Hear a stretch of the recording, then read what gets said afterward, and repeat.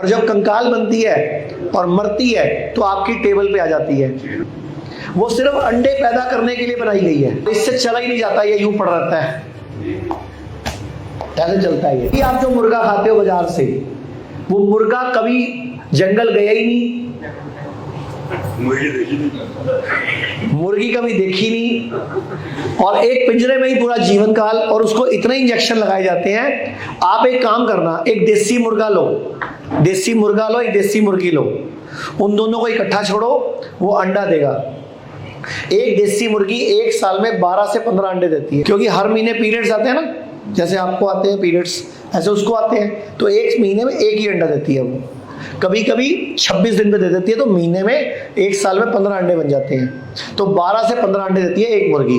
अब वो जो अंडे से बच्चा निकलता है, जो चिक निकलता है, चिक, वो लगभग 40 दिन में 300 ग्राम का होता है, और लगभग 70 दिन में बनता है वो 800 ग्राम का, और 90 दिन में बनता है वो 1.25 किलो का। कितने दिन में बनता है? 90 दिन। यानी कि 90 दिन में वो 1.25 किलो का बनता है, और उसके बाद वो भी बच्चा पैदा करने के लायक हो जाता है। फिर उसको भी मुर्गी दे दो तो वो भी बच्चा पैदा कर देगा। अब ये है मुर्गी का साइकिल। लेकिन आप जो मुर्गी खाते हो, आप जो अंडा खाते हो, वो नहीं खाते हो। आप जो मुर्गी का अंडा खाते हो, वो एक साल में 300 अंडे देती है।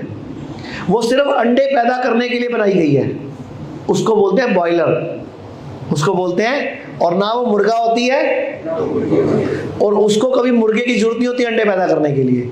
उसको ऐसे इंजेक्शन दिए जाते हैं, ऐसा खाना खिलाया जाता है कि वो रोज ही अंडा देती रहती है, और अंडा दे दे के एक साल में वो कंडम हो जाती है, एक साल में उसका जीवन खत्म हो जाता है। मतलब 1.25 साल में वो कंकाल बनकर मर जाती है, और जब कंकाल बनती है और मरती है तो आपकी टेबल पे आ जाती है, आपकी कुर्सी की प्लेट में आ जाती है वो।